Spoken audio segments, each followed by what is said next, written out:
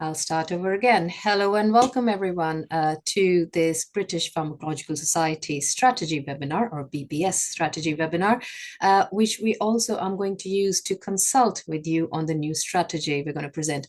My name is Neha Sabran. I have recently joined as the new CEO for the BPS, and it is my pleasure to be joined by two of my colleagues here I'll pass on briefly to introduce themselves. And together we will be talking to the various aspects of the strategy that hopefully you will have seen an executive summary of when you registered for this webinar. To those of you joining us from the UK, good afternoon, but I'm aware there are many of you who have joined us from all over the world, so thank you for taking the time. I am going to pass on now to Professor Cherry Wainwright and Catherine Banham, my colleagues who will join me here today. Cherry, over to you. Good afternoon, everybody. My name is Cherry Wainwright, Emeritus Professor at Robert Gordon University, but also the newly income President of the Society. And I'd like to extend my welcome to everybody joining us this afternoon as well. Over to you, Catherine. Hi, thank you. My name is Catherine Banham, and I'm Director of Scientific Programmes, Policy and Partnerships at the British Pharmacological Society, and I am a member of the senior leadership team alongside Neha and have helped develop the strategy. Thank you, Cherry. Thank you, Catherine. Those of you who are still trickling in, this webinar is being recorded, and I'm sure we'll be able to provide a copy of that later.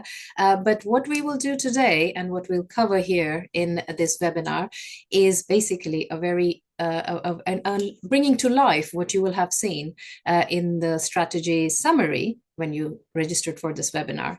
And what we're going to focus today will be the current landscape the BPS is operating in, both within research, but also in the broader learned society environment, what we have achieved under the previous strategy, which has just come to an end, and importantly, how we develop this strategy with you to come to our three pillars and our core priority areas, each of which will be introduced by myself, Cherry, and Catherine as we go through these slides.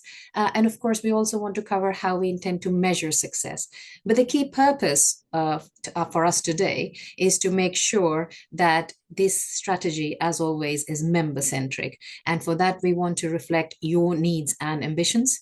And it is very important that you share with us your feedback at the end of this webinar, because we want to know that the direction of travel that we have taken in developing the strategy with you is right. We have got it right, what we need to focus more on and what we need to perhaps refine. So that is going to be the crux of this webinar today, and hopefully you will participate and engage fully with us on it. So for the next slide, I think very briefly, I want to cover why we need a new strategy. Organizationally, we were reaching at the end of our current strategy, but it also happened at a time of a lot of change in the UK research and higher education landscape, as you will be aware. Innovative medicines, pharmacogenomics, precision medicine, better prescribing, they are all going to play a vital role in the NHS, nationally in the NHS 10-year plan, more broadly in the life sciences sector strategy as well. So the environment for the learned society as well as research more broadly is evolving very rapidly. And of course, that presents both a challenge and opportunity. And this way, that strategy is perfectly timed for us to be responding to it proactively. Developments, for example, you will hear throughout these topics in this webinar around artificial intelligence, open science, greater cross-disciplinary collaboration are something we were very keen to explore more and better as the strategy was developed.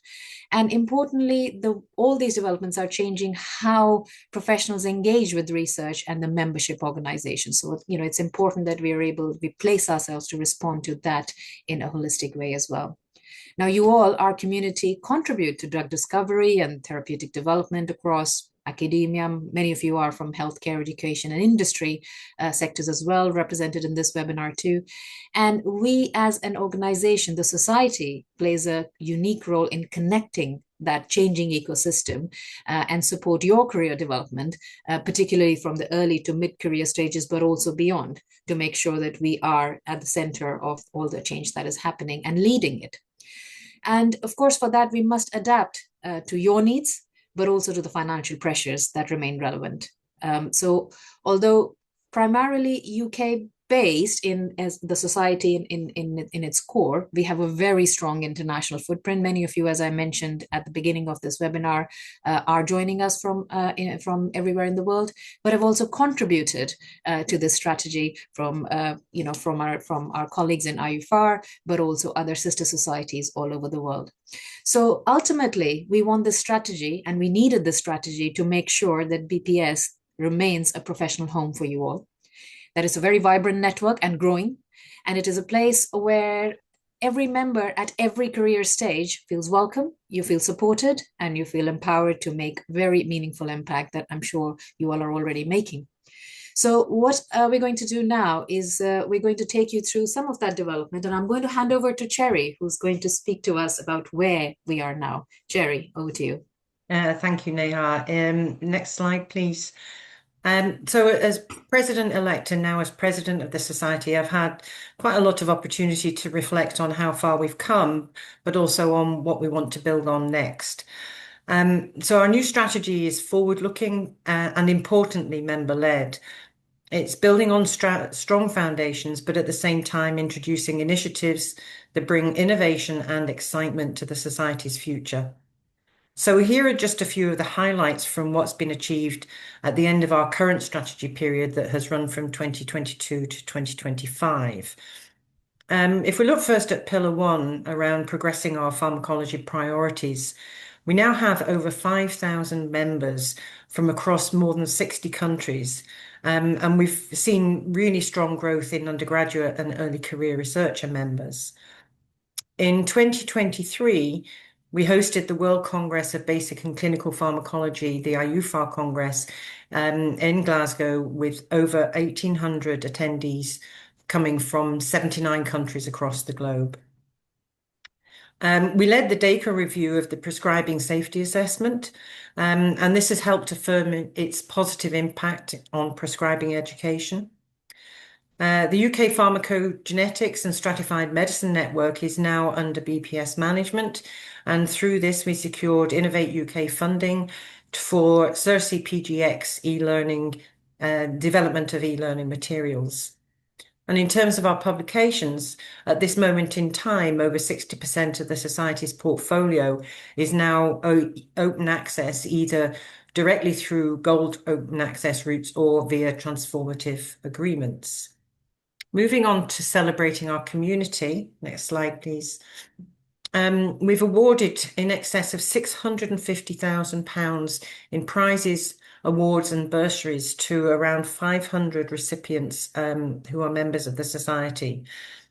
We had a fantastic celebration of the 50th anniversary of the British Journal of Clinical Pharmacology. We've also expanded the eligibility for application of BPS fellowship to our early career members, and it's pleasing to see that a number of those took this opportunity up in 2025. Through a very generous donation from the Sir Colin Donnery family, we launched the Sir Colin Donnery Clinical Pharmacology Training Awards. And towards the end of the last year, you will have heard the announcement that, again, thanks to a very substantial donation from the family of Sir David Jack, we have now the Sir David Jack PhD Scholarship Programme, which will fund 40 PhDs over the next 10 years. And this is alongside our annual AJ Clark Scholarship, which means that we will be supporting the postgraduate training of 5 new scholars every year for the next 10 years. And in fact, the shortlisted candidates for this year's awards are going to be interviewed next week. In terms of our research dissemination, we've published over 3,000 journal articles in our journals. We've delivered more than 50 events with over 9,000 registration across those events. And in terms of our commercial arm, our BPSA sales reached over £500,000 with over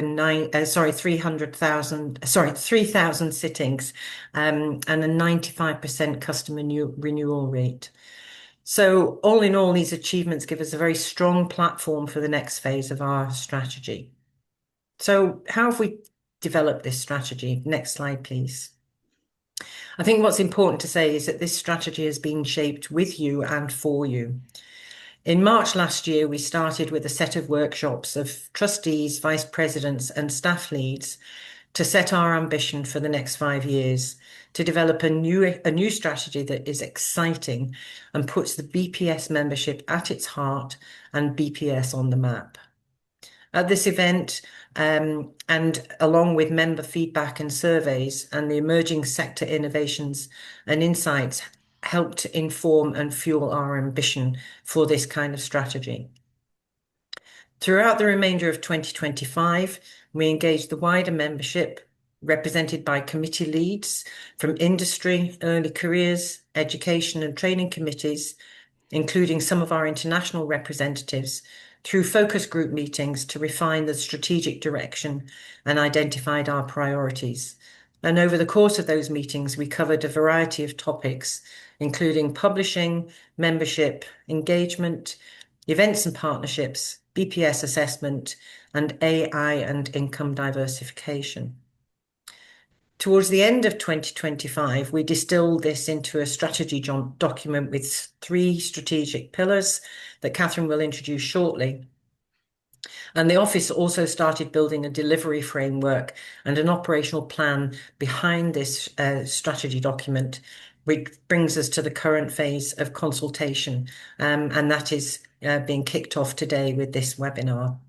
So regard this webinar today as your opportunity to shape the new strategy further ahead of a planned formal launch by the end of April.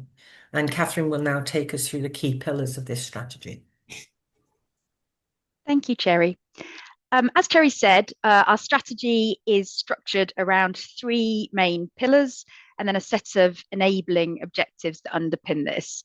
So the pillars on the slide are similar to those from the previous strategy, and they really link to our mission and purpose, but what we've tried to do is really drill down and focus under each of these.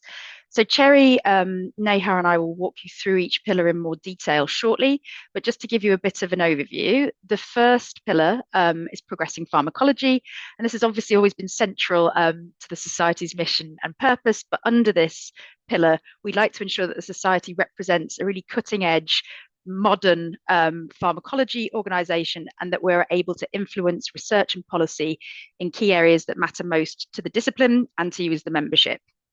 The second pillar is growing our community, and we've heard really strongly through the development process of the strategy that the BPS should be strengthening its engagement across all career stages and sectors, but with a particular emphasis on undergraduate, early career and mid-career members. And so that's where a lot of the focus has been centred. The third pillar is sustainable growth, and this covers our need to balance our charitable purpose with commercial resilience and making sure that we are looking to diversify revenue beyond the traditional publishing income, which historically and still currently is the Society's main source of income. It also covers the Society's commitment to adopting best practices in environmental, social and governance standards. So now we'll go into a little bit more detail about each pillar, and Cherry, Neha and I will speak through one of these each. If we could go to the next slide, please. So as I said, the first pillar is progressing pharmacology. And over the next 5 years, we'd really like to develop, firstly, a horizon scanning framework or group that represents the full breadth of our membership. And the purpose of this is to identify new cutting edge areas and topics that are of interest to the membership and to the community, but also to ensure that the Society is at the forefront of changes in the wider research and drug discovery landscape, including looking at career destinations, which is something we've heard about for pharmacology graduates. We're also looking to continue to evolve our publishing strategy, so continuing that transition towards open access that Cherry just spoke about from our current position, and strengthening links between our journals and our events for maximum impact. We also want to increase the number and the cutting edge content of BPS events, positioning the Society as a real global hub for drug discovery, and also tailoring those events for the different audiences that we have within our membership.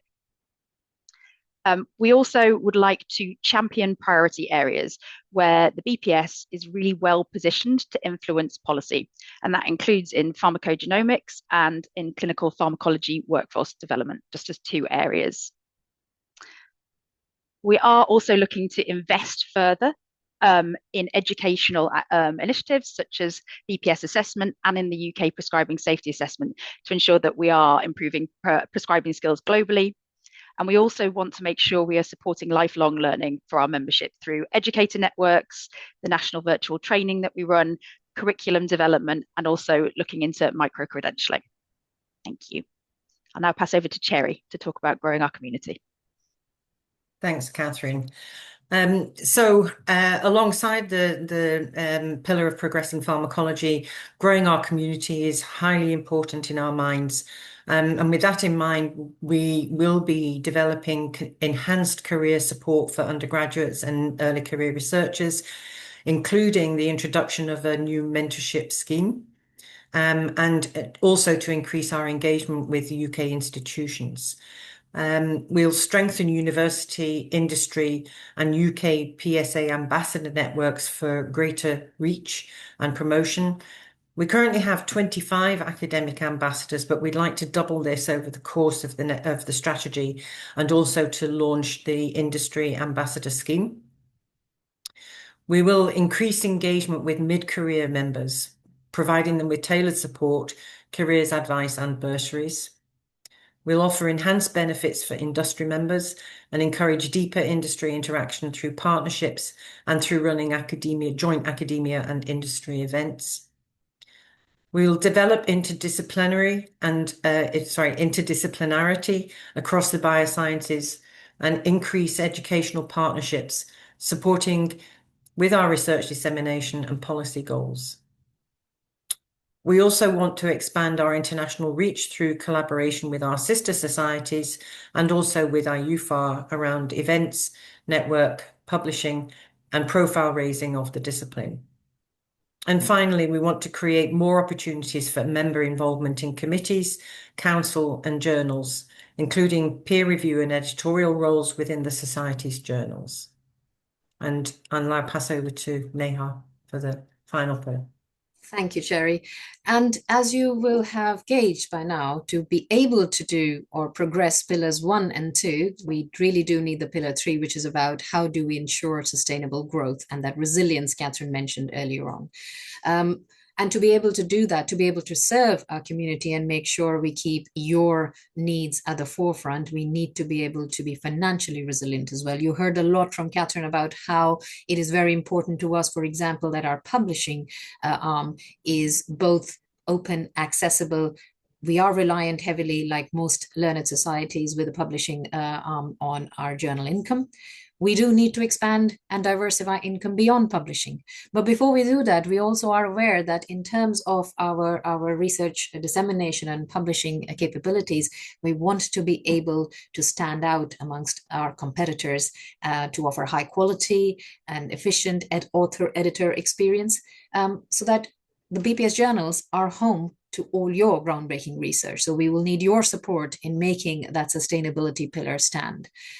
Beyond publishing, there are so many other areas that we want to progress more to be able to diversify that income streams, for example, through events, workshops, grants, and partnerships with other members. Catherine mentioned lifelong learning and micro-credentialing. That is something we definitely want to explore. We will always keep a balance between our charitable arm in terms of providing education and resource and some of that learning, as well as the ability to bring in some income so that we continue to be able to offer our members a lot of the resources that we currently do. We will have a lot of discussion on expanding the BPS assessment globally. This is as Catherine mentioned, in terms of prescribing safety assessment. We are already globally, working with a lot of partners across the world. We work with Australia, New Zealand, Japan, the Middle East, many countries, and there is a scope for expanding further. There's also scope for aligning, for example, prescribing skills and assessments with our other priorities, such as pharmacogenomics in the current atmosphere, in the current landscape, to be able to see where there are opportunities that we can explore further. And of course, as you will have heard in many other discussions, we will need to do a lot of thinking how we are effective and smart in the way we work, both internally for the organization, but also for the pharmacology community, how we are embracing, for example, AI and data sciences more effectively, and we explore more and better avenues and products. We will also review our membership models. A lot of you are members, you are all members of the society through various stages of your career. We want to expand the membership, as Catherine and Cherry referred to, but we will need to do so in a way that remains inclusive, remains accessible, but is also makes sure that we have some resilience in the organization to be able to serve those membership. And for that, we'll develop sort of new models and fee structures, and also offerings to the members for what the membership, the value of the membership with us. And finally, and very importantly, you heard at the beginning of this webinar in terms of our achievements and the very generous legacy and donations from the Dollery family and Sir David Jack's family that enabled us to start very ambitious new programs where we are starting new cohorts of PhD students who will continue, of course, to grow this field. And to be able to do that, we need to explore more of that kind of support, the legacy and donation approach. And we know there is a need in the organization. And if we match that need to some of that support that we're able to garner and harness, I think we can take these fellowships that Cherry introduced at the beginning even further. And all of this that resilience and that sustainability will not only require resources in terms of financial resourcing and also human resources, but also enablers that will allow us to be able to put some of these pillars, implement them, and make those partnerships. And I'm going to invite Catherine now, as we move to the next slide, to speak about these enablers which underpin these pillars and our strategy. Catherine. Thank you, Neha. Yes, as we said, there are three cross-cutting enabling objectives that we identified as we were going through the development of the strategy process. And these are really cross-cutting and will underpin all of the three pillars. The first of these enabling priorities will be equity, diversity, and inclusion. And as is currently, we would like to embed this in all of our activities and decision-making process in a joined up way. And what we really want to do is make sure that that's informed by the data we're collecting as well. As a society, we intend to set clear targets and goals and report on the delivery of these in a really transparent way. The second enabling objective is governance and resourcing. So we need to really align our governance structures to match the ambitions we've got in this new strategy, and also really importantly to ensure we have representation from all of the different sectors of our membership and at all of the different career levels as well.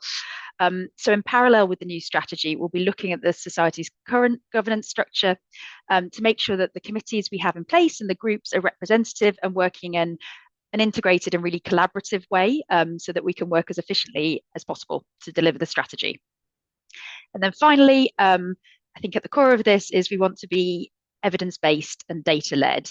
So we want to improve within the society our data collection to enable us to really make informed decisions. And that get into the technicalities of that, but that will involve having a new CRM, so a new membership system, so that we can really hone down into the data we have to make decisions around the focus of our activities. If we could just move to the next slide. I will just talk through a little bit about how we will measure success in the new strategy. So I think it's important with this new strategy over the next 5 years that transparency and accountability will be central to delivery. So we intend to monitor both qualitative and quantitative metrics across all the three pillars that we've spoken about. And Cherry mentioned earlier, we've developed underneath the strategy itself what we're calling an operational plan or framework that outlines how each of the objectives we've been talking about is going to be delivered over the next 5 years. And this will include targets and goals, some of which are mentioned in the slide here. And we intend to report progress against these to Council on a regular basis, and also to our membership, to you, through our annual reports. As I said, progress will be reviewed annually, but what we would also like to build into this strategy, because it's a 5-year strategy, is some flexibility. So we will continue to review how we're doing on an annual basis, but if we need to adapt based on what we've learned, then the data we're collecting and the targets we're measuring will help to inform that change. Thank you. So I will just pass on to Cherry. Thank you, Catherine. So where do we want to be by the end of this strategy or approaching our 100-year anniversary? And I think from what you've heard, you'll understand that our forward strategy has been developed in a collaborative way between trustees, vice presidents, the BPS team, and also our wider membership. And I think, in summary, what we want the BPS to be recognised as is a society that has a very high reputation for horizon scanning and cutting-edge thought leadership, a society that is truly interdisciplinary and international, a society that delivers diverse and high-impact events, and one that supports lifelong learning and career progression throughout all levels of careers. We want to be a society that is known for building strong relationships between academia and industry, that supports our members through the expansion of our provision of scholarships and bursaries, and also to be flexible and responsive to our member needs. So of the areas we've discussed today, what we'd like to do now is to seek your views as members of the society as to what you think we should prioritise first in the new strategy. And you'll see a poll appearing shortly on the screen where you can vote on what you think is the most important of the areas that are on this slide now. So those are horizon scanning of emerging and cutting edge topics, which would make us a global hub for pharmacology, a truly inclusive, diverse community, building a membership that reflects our global drug discovery pipeline through industry, academia, clinical and education, a society that produces world-leading journals, events, and networks to connect the full drug discovery pipeline, to provide support for lifelong learning and career progression, supporting every member's development, and to be a trusted voice in society and policy. So within the poll, you should be able to rate the priorities from 1 to 5 for each of these 5. So if you would like to start producing this, sort of entering your views in this poll, there is also at the bottom a free text box for you to let us know if there's anything that you think we've missed in the strategy. And if we have, then please do feed this back to us, because that will certainly be taken on board as we refine it in these final stages. So at this point, whilst this poll is going on, Neha, will I pass over to you to see if there is anything in the way of questions that we could be looking at just now? Yes, thank you very much, Sherry. As Sherry explained while you're polling, the main purpose of this webinar was to get your views on whether the direction of travel set by many of you with us through the various working groups that Sherry explained at the beginning is the right one. So you also have an opportunity here to ask questions that you may have, and you submit them through the Q&A box that should appear on one of the tabs in your screen. Please do feel free to type your questions there. There is also an opportunity to upvote questions if they've already been asked by somebody else, so we make sure that we cover the ones that people want to hear most about, and we'll try to answer as many as we can. If you have a specific question to one of us, to either Cherry, Catherine, or myself, please do mention that in the chat, and I'll make sure that I ask that question on your behalf. So I am seeing questions trickle in. There are some questions on the slide, just to set you off, if that helps in starting that flow. And if you have any other questions other than the 3 here, please do type them. So I'm going to give a minute to everybody to kind of either look at the questions and feedback, or give free-flow feedback to us in the chat function, or simply ask the question.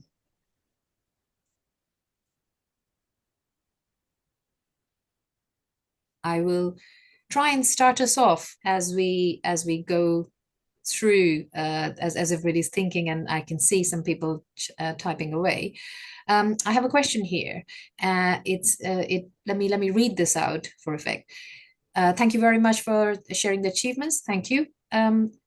I noticed that the slide highlighting the experience of fellowship eligibility to early career members, which signals a welcome evolution to how BPS defines and recognizes excellence across career stages.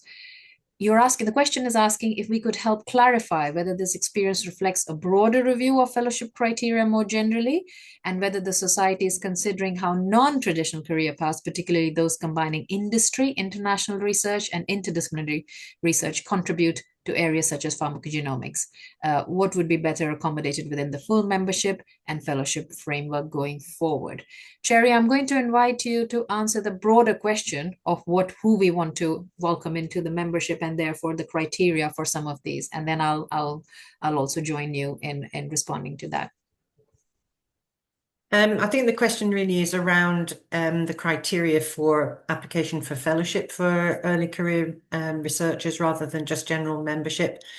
And I think that we're open to considering all non-traditional career pathways that fit with the overall criteria of activity within the area of pharmacology and demonstrating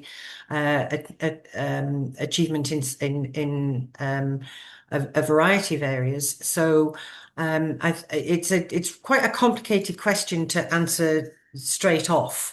But I don't think that we would dismiss considering an applicant for fellowship of the society based on the particular area that they may be involved in, whether it's industry, whether it's interdisciplinary, etc. Yeah, I think I would add to that, Jerry, that absolutely, as you mentioned in the webinar as well, we welcome interdisciplinarity. And one of the things I recall coming quite often in discussions at the council and some of these workshops, as I understand, was that we understand pharmacology is very broad, although it may not immediately be accessible. And there are many of you who are not card-carrying pharmacologists, as I hear many council members say, but do pharmacology. You are involved in the drug development, discovery, and delivery, and we are open to, and BPS can be a home to all of those. So I don't think there is a restrictive criteria. And of course, we do cover the entire breadth of pharmacology from basic to clinical and beyond. So in terms, as Cherry said, there is no particular restriction, including from the sector you come in. And if the question was about full membership, again, similar views. We know pharmacologists sit in various different departments in academia and industry and beyond, and we would welcome a discussion if you have any queries about whether or not you fall into that fellowship criteria or membership as well. I have a question here, which is about the threat to post to BPS by open access publishing and potential impact on revenue. Catherine, do you want to answer this? Yeah, I'm happy to answer that one. It's a very good question. I would say that it's not only to the BPS, but open access is a challenge, not necessarily a threat. We have committed to some goals related to open access, although what we always want at the sort of forefront of the society is to make our publications as available as possible to everyone. And that includes monitoring open access and looking at the impact of open access fees on people's ability to submit to journals. As Cherry mentioned, over 60% of our portfolio is now open access at the point of publication, and that's through quite a lot of work with our publisher, Wiley, to either offer gold open access options, so for instance through Pharmacology Research and Perspectives, which is open access in its entirety, or through some of the large kind of institutional and actually national deals that Wiley does on our behalf to allow people to both read and publish in an open access environment. What we're doing in terms of income at the moment, we monitor that very closely. There is some drop in it. It is not as sort of cliff edge like as perhaps we had thought and other societies thought it would be. But it is something that we monitor very closely, and it's why we are working with Wiley to look at how we increase open access whilst also maintaining quality, which is very important to us, and then also looking for alternative ways to diversify income so that we've got that support if there is a further drop. to that income. But the general strategy, I would say, for us is to continue to publish more articles, because in an open access economy, that is the route to income. But what we don't want to do as a society, and as a society that has ambitions to be a thought leader and to be cutting edge, is we need to maintain that quality as well. So there is a real a pinch point there about trying to increase our market share of pharmacology articles, but making sure we're really publishing the best quality articles as well. But it is something we're monitoring very closely. Catherine, thank you. Would you mind to very quickly just give a sense of the three journals that we have in our family of journals? Because I think many of the people listening to this webinar, as you mentioned, our plea to you all and our strategy is to increase the number of articles, number of high quality articles that come through the journals, because not only are journals a way for income, but more importantly, impact. And we want to raise impact. So if this strategy can achieve that, impact, influence, and income, that would be great. And we have three journals. Very quickly, Catherine, if you're able to just... Yeah, no, absolutely. So we have the British Journal of Pharmacology, which covers basic and some translational pharmacology. We have British Journal of Clinical Pharmacology, which, as it says, has a clinical focus. And then we have a gold open access journal called Pharmacology Research and Perspectives, which is broad scoped, although it does have an ambition and has an industry focus in there as well. All three journals offer an open access option, but British Journal of Pharmacology and British Journal of Clinical Pharmacology are hybrid open access. So you can publish either through a sort of the normal subscription route, or you can publish open access. And what I would say to Neha's point is, although of course the journals are very important to us from a sort of a commercial perspective as a society, they are important to us obviously as a tool and a vehicle for progressing the discipline. And I would say as well, by being a member and a member of the community in pharmacology, if you do publish in the society's journals, all of that income comes back to the society and can then be spent on charitable activities for our members. If you choose to publish in a journal that's published by one of the large commercial publishers, that same benefit isn't always received. So they really are a kind of community endeavor. And so, yeah, I would encourage you to get involved either as an author, or if you would like to be part of the editorial board or in peer review, that's also great options for getting involved. And I know for the journal's publishing team are looking at ways and routes in, particularly through this new strategy period, for early career researchers to get more involved in publishing in the journals. Thank you, Catherine. We have a question here about our plans for development of preclinical training e-resources on the BPSA platform, that is the BPS assessment platform, changed, or is it still possible for new resources? I won't go into the technical part of how new resources could be added, but in answer to your question, no, the plans haven't changed. There is absolutely a keen, focus on making sure that content for the preclinical training is as close to as real life situations. We have a new e-simulator tool also on the platform, which has been very well received and successful. And I think the plans are for the team to expand on and grow on that as well. But I will make sure that in terms of details and the technicalities of how they can be added are responded to. And I'll take a note of this question if you want to share your email address.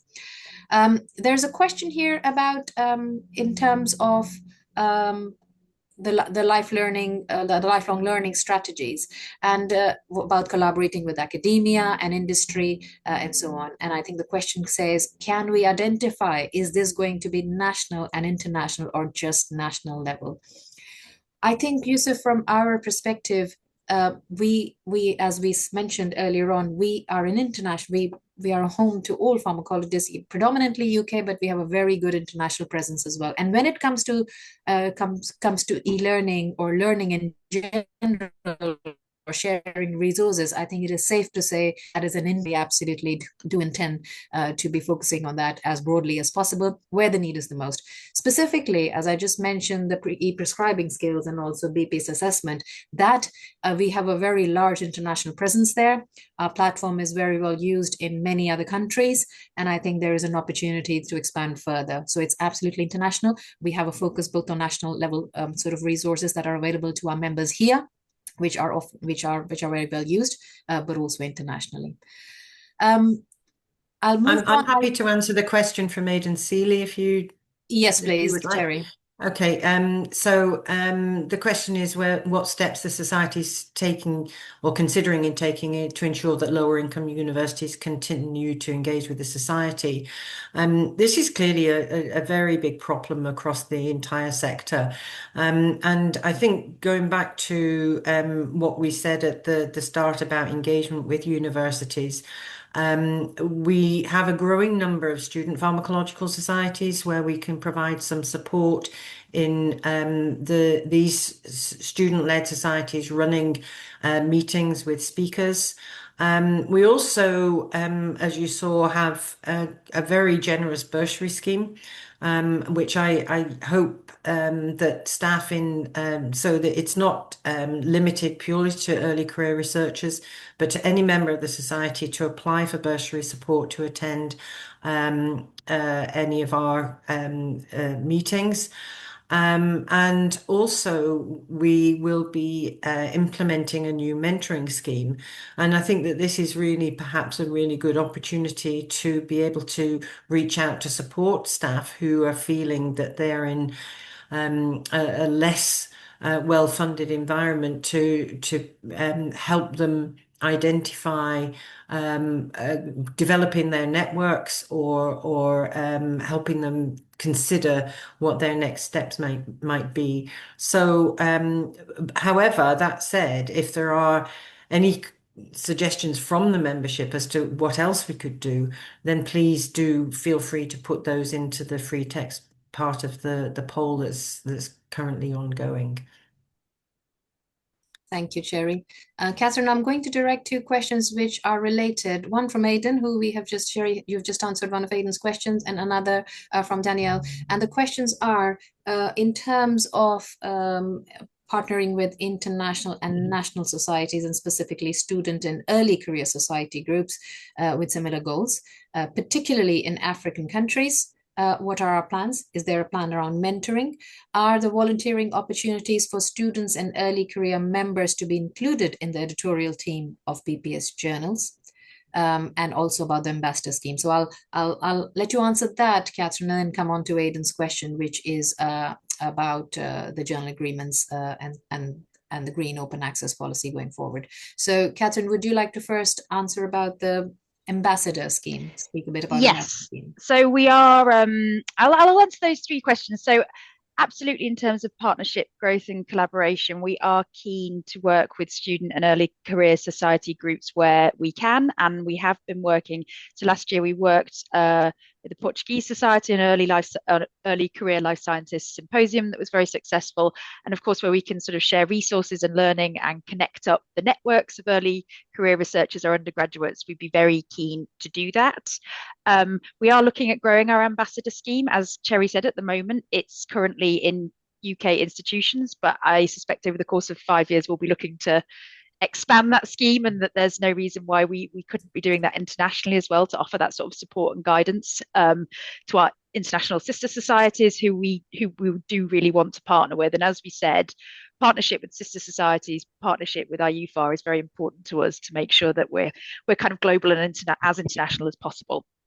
In terms of the volunteering opportunities for students and early career members, I can say that is in progress, and that's something, as I said, that our publishing team are looking at developing opportunities for more early career researchers to get involved, yes, in the editorial boards of the journals, and two, in the peer review process.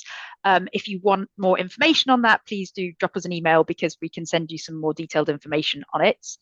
And the Student University Ambassador Scheme, what we are currently doing is supporting, and this is again, at the moment, it's sort of national UK based institutions. We are trying to, through our engagement team, visit where there are either pharmacology departments themselves or larger interdisciplinary departments, and where there are already established student societies to support them, provide them with materials and bring them together. We have also had a number of our current ambassadors pool grants that you can receive as an ambassador to bring together, I think it's now 7 institutions and their undergraduates to come together for a day meeting. So there are lots of opportunities there. If you do want to get involved, it's my colleague Cassie is the engagement officer, and I'm sure he'd be very pleased to hear from you and hear about new initiatives and thoughts. Thank you, Catherine. If we stay on the question of journals, are you able to take Aidan's question on the? Yes, I am as well. So yes, there is. I guess we recognise that any partnership with a commercial publisher comes with some downsides, and that open access fees are viewed as expensive by some universities, and we recognise that the APCs are expensive. What I said previously is the Society's kind of open access principles were about allowing maximum participation in our journals, which is why we're still charting a hybrid route whereby we have the traditional subscription model and then the open access model, so that actually as an author in BJP or BJCP, you can submit an article without fees. It's not open access. From a financial perspective, the benefits of partnering with a large commercial publisher who is able to broker some of those transformative deals outweighs the risk, I would say. And I guess because we are working with a large international publisher, we have lots of customers all over the world. And so, yes, it is a difficult situation if one university or one consortium might cancel, but that is probably balanced by the number of other customers we have elsewhere currently. That being said, as I said, we do want to support our members, and so we are looking at a limited pilot to support APC funding for BPS members where it's really necessary and there's a real need for it, and that's something that is likely to be coming to fruition in the next year. Thank you. Thank you so much. There's a question that was put, and our president-elect, Simon, has already answered this in the chat as well, but I read it out. This is around the safety prescribing skills and whether it's beyond to for example, to pharmacists and other regulatory bodies and universities be involved. And as Simon says, yes, we're already in discussion. We recognize not only community pharmacists, but also nurse prescribers, for example, would be another route that we are keen to engage with. And I would just echo Simon's plea that if you have any way of facilitating this, that would be very welcome, because this is your strategy as well, and it would be very helpful for us to get ideas. Similarly, I'm going to take the question around, and it's a very, very big question. I won't be able, neither Sherry nor Catherine nor I would be able to do justice in this webinar, but we'll try to give you the basics, which is around, are you able to share plans to diversify income away from journal income? So as we refer to in the webinar, I think there are many activities that we already do that could be income generating to create a balance where, for example, some of our events, which are highly sought after with excellent speakers and lineup of and latest technologies being discussed, delivered, and workshops and training modules that we think we could definitely create as an income source for a specific audience, while also keeping many of those resources accessible and freely available to the others. So those in roughly are many of the other strategies that we are thinking of. Catherine, do you want to add in more broadly around events and training and workshops? Yeah, so I would absolutely agree. I think where we can, obviously, we're still pursuing publishing income, but yes, there is potential and possibility through our events and partnerships plan. As I said during the course of the webinar, we are looking to expand our events portfolio. And although we appreciate that not all events, some events are very much charitable and are very much for our membership, and that they should continue to be that, because that is our core purpose for our members, there are opportunities through events where we could really focus in to make them more commercial, so that we could be balancing, again, that sort of need for commercial resilience against our charitable aims. And we would always look to strive to reach that balance, I would say. We have also been looking at training workshops, as Nehar said, which is another route for us to look at. And then we have been BPSA, BPS assessment is another really great commercial endeavour that the Society has that a lot of other learned societies don't have. And so we're very lucky and fortunate that we've got BPS assessment and it is delivering on our charitable goals, but it is also commercially delivering for the Society and is growing. So that's a really great source of income diversification we've got in place. And as Cherry said, I think it is a work in progress over the course of this new strategy. We spoke and had a small working group around the potential of AI and around new income opportunities. And so I think there will be a thread running through this strategy of looking at where the Society currently is, the use of AI for one, creating efficiencies, but also is there opportunity there, and looking at ways to look at the content that the Society has and think about how we might package and deliver that as a different product. I realize that sounds a little bit vague, but I think it's a work in progress to be explored. Yeah, and I think just to add to that, you already mentioned that in terms of our already existing income streams, BPSA income is growing, we're doing very well, but also in line with our strategy and our priorities around education and skills. And another linked area of income growth, although indirectly, is our partnership model, where, for example, we have you heard from Catherine earlier on the CERSI pharmacogenomics project, where we are basically producing the e-modules and providing that management and so on. And that, of course, also adds to that diverse array of income, but also extends our partnership with other stakeholders in the community. And that the CERSI PGXE modules, for example, used a lot of the skills and the platform that we have in BPSA. So there's a very nice way of kind of bringing, those two parts together to be delivering not only on our charitable objectives, but also increasing our capacity to bring more in terms of income, which we can then do other projects and build on via those streams as well. But again, in similar to another query that we answered, I think the plea to you is come to us with ideas. You may have networks, you may have partnerships, you may be aware of certain resources that are lacking in the field, where perhaps within the membership there is enough expertise and enough ability to actually put together, for example, a very compelling e-learning module or a workshop or a training session, including that might be relevant for healthcare, industry, and beyond. And we, as a society, can help package that into something that could then be commercially produced as a product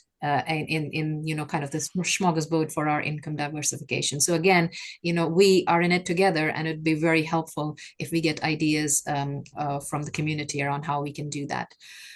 We have last couple of questions. Cherry, do you want to come in? Sorry. No, I was just going to say that in terms of our meetings and events, I think also to increase our sponsorship that right. helps support, in particular, the annual meeting.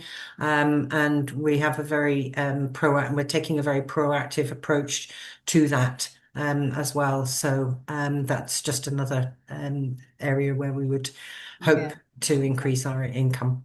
Yeah, and one of our silent members seems to be answering questions before I can get to them. Simon, thank you very much for answering Jeff's question, which is around the clinical pharmacology. Jeff, as you will have seen in this strategy document that was shared with the workshop, but also in Catherine's presentation, it is very much a priority area for us. Moreover, around clinical pharmacology workforce development, and Simon's already answered. There are already some very active areas, example in pharmacogenomics, which is going to have that influence and that ability and that hook into how we increase our work around clinical pharmacology, the skill set there, the workforce, and also the ability to almost contribute to NHS long-term plans as well. And I think there's a big opportunity there.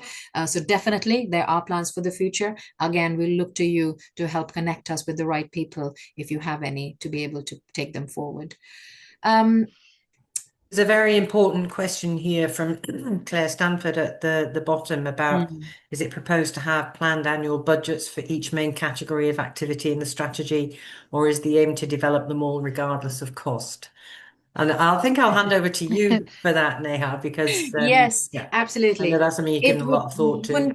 wouldn't it be lovely if we were able to develop all regardless of cost? Sadly, of course, that is not the reality, especially in the current landscape, not only for learner societies, but I think more broadly. There is absolutely. So the very reason I think we mentioned in the strategy, there was an operational plan being developed alongside the strategy, and we're very keen that we focus our resources and our budgets to push those priority areas as best as possible within the framework and within the resources we have. So, in answer to your question, there is a plan for each, or there will be a plan as we develop. We're working on that. We've just finalized our annual reports and financial management reports for the last year, and we're actively with the council, with Jerry's guidance and Simon's guidance, and the whole of the council. We'll be looking at how best we place each of these three pillars. And actually, the third pillar, as you saw, was very particularly around that sustainability and that plan and that budgeting. So we keep doing that. I would again make a mention of that legacy foundation work that we want to grow, because as you saw, that has such huge impact. We will now be able to, thanks to the Sir David Jack Fellowship, be able to have a cohort of 5 new PhD students for the next few years, and I think that's a big impact. And that if we get more of that, that enables us to not only implement or take further the current priorities, but make sure that we keep doing that in perpetuity. Sorry, Neha, may I just jump in as well? Is that okay? Just on that same Sure. question. Just to say as well around exactly what Neha has just outlined, but just to say, of course, the strategy is also a 5-year plan, and part of what we'll be doing in the planning process is looking at that timeline. And so there may be projects that are ambitious and that are costly, but what we'll look to do is see how we can try and manage those projects across the course of the 5 years. So it may be that something Neha's completely right. We need to review our budgets and we need to be able to deliver as much as we can within budget. But I think as well there will be a point around looking at those timelines and deciding when and where we might decide projects based on priorities. Of course, partly the priorities that you're also telling us today through the poll that you think we should be focusing on. Yeah, and thank you very much. A vast majority, in fact, most of you have completed the poll. That's really helpful because that helps guide us. I am going to answer your question around what mechanism we have to keep getting your ideas. But Catherine, do you want to just take this last question? And that I think we'll have time for just this one, which is around how early career researchers who are currently working on very specific projects might align with our society strategies. And I think you will have a lot to say. I yeah, I think any early career researcher that would like to get involved in the society, please do get in touch. There are lots of ways in which you can work with the society. There are working groups, there are committees. You can volunteer with us for various activities. So what I would say is please do get in touch with the team. Have a look on the new society website as well, where we'll be promoting opportunities. So look out for those. But if you're keen to get in touch and you're keen to particularly around a project you're working on, I would get in touch with the team and just see what opportunities are available. And we're always keen to have more early career researchers joining in the society and really helping us develop the society and the strategy as well. I think following on from that, Catherine, on the website for each of the committees where you can find out details of what the remit of each committee is, there is a button that you can click on to express an interest to join that committee. So just going back to the poll, I think the responses are up there now, and so if we can, I don't know if I can scroll this. Can everybody see what the poll is telling us? Yep. Okay. So assuming that 1 is high and 5 is, which way round is it? 5 is 0 is Yeah. least important, 5 is most important. okay. So in terms of horizon scanning, 42% of the people who voted have said that this is highly important. 33% say that building an inclusive and diverse community is highly important. and world leading journals, 43% believe that one of our priorities should be to have world leading journals, events and networks. Support for lifelong learning and career progression, slightly lower in terms of the top priority, but still very strong support. And building strong links between academia and industry is perhaps in the 3 to 5 bracket of our priorities. And again, 44% believe that we should be a trusted voice in science and policy. I can't see any questions or any comments in anything being missing from the strategy. Is that just, I can't see it? Yeah, we've just asked, I think, only few responses on that, which I hope is a good thing. Hopefully we haven't missed much, but what we will do, Cherry, is we will obviously take this back alongside the many suggestions that are flowing in the chat. Thank you very much. That's already very exciting. I see some connections being made within the chat itself, where you are connecting us to the right networks and people, and I think we very much welcome that. So I think in terms of Yusuf, one question that had been asked in the questions, how we are going to take these forward. So this webinar, as we said, was as a way for us to gauge that and get your questions and responses. What we will now do is work with the team to perhaps create an email address for a limited period of time, or some form in which you, for a period of consultation, you can send us your responses or any feedback or any comments, or in fact any residual questions that may have arisen after this. We will then, of course, collate all of this as per the timeline that Cherry had shared. We are very keen to really get this out, publish with you, and then go into the implementation phase. So those who have attended this webinar, we will have your contact details and be able to write back to you with our plans next, but also make sure that our website is updated with any information on how we are collating some of these responses. We are now 1 minute past the close of the seminar. Thank you very much for all the questions and the chat that is still that is still being populated. We are going to take all this on board, but I would just like, I'm sure Cherry will have some closing words, and before that, I just want to highlight that this strategy will not be possible and will not be implementable without you. So this will be a living document even after it's published, and we will make sure that we pivot as needed as the landscape changes. And to be able to do that, it's very important that you keep speaking to us, keep talking to us, and keep putting your ideas through. So please do not hesitate to do that. Thank you very much to Catherine and her team, and of course Cherry and all of the council and the staff leads who have put the work for the last whole year in making this strategy happen. I will now ask Cherry to close the session for us. And from me and the staff team and Catherine, thank you very much from all of you. Over 100 of you registered for this, and many questions are still flowing from everywhere. We very much welcome all your input. Thank you. Cherry.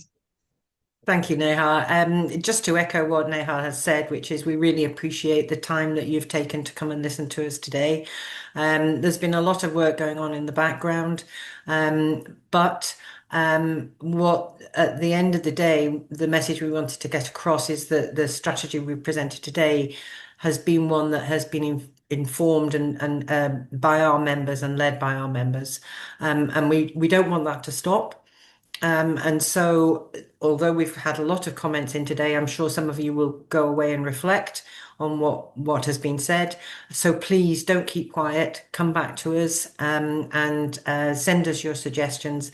And that there is, okay, we have a launch in April, but the strategy is not then going to be set in stone. It's going to be a dynamic document, and we look forward to hearing as much from you as possible and being able to respond.